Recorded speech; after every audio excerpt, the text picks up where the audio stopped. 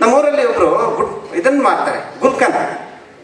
ಬಹಳ ಫೇಮಸ್ ಗುಲ್ಕನ್, ನೀವು ಕೇಳಿರ್ಬೋದು, ಲಕ್ಷ್ಮಣ್ ಗುಲ್ಕನ್ ಅಂತ. ಮೊದಲೆಲ್ಲ ಏನು ಕೆಲಸ ಇಲ್ಲ, ಕೂಲಿಗೆ ಹೋಗ್ಬೇಕಾ, ಏನು ಮಾಡಬೇಕು, ಜೀವನದ ಗೊತ್ತು ಗುರಿ ಇಲ್ಲದೆ ಅಲ್ದಾಡ್ತಿದ್ರು ಎಂಗೇಜಲ್ಲಿ. ಒಂದು ದಿವಸ ಒಂದು ಐಡಿಯಾ ಬಂತು, ನಾನೊಂದು ಗುಲ್ಕನ್ ಮಾಡಬೇಕು, ರೆಡಿ ಮಾಡಬೇಕು ಅಂತ, ತಯಾರು ಮಾಡಬೇಕು. ಸರಿ, ಬಟನ್ ರೋಸ್ಗಳು ಹಾಕ್ತಾರೆ, ಕಲ್ಸಕ್ರೆ, ಕೆಂಪು ಇದು ಕೇಸರಿ ಕಲ್ಸಕ್ರೆ ಹಾಕ್ತಾರೆ, ಜೇನುತುಪ್ಪನ ಹಾಕ್ತಾರೆ, ಗುಲ್ಕನ್ ರೆಡಿ.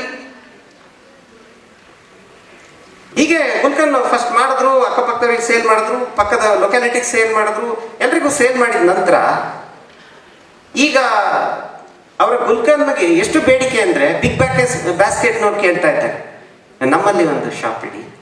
ರಿಲಯನ್ಸ್ನವ್ರು ಕೇಳ್ತಾ ಇದ್ದಾರೆ, ರಿಲಯನ್ಸ್ ಫ್ರೆಶ್, ನಮ್ಮಲ್ಲಿ ಒಂದು ಶಾಪ್ ಇಡಿ. ಸರ್, ನನಗೆ ಆ ಬೇಡಿಕೆನ ಮೀಟ್ ಮಾಡೋಕೆ ಆಗ್ತಾ ಇಲ್ಲ, ನಾನು ಯಾರಿಗೂ ಒಪ್ಪಿಗೆ ಕೊಡ್ತಾ ಇಲ್ಲ.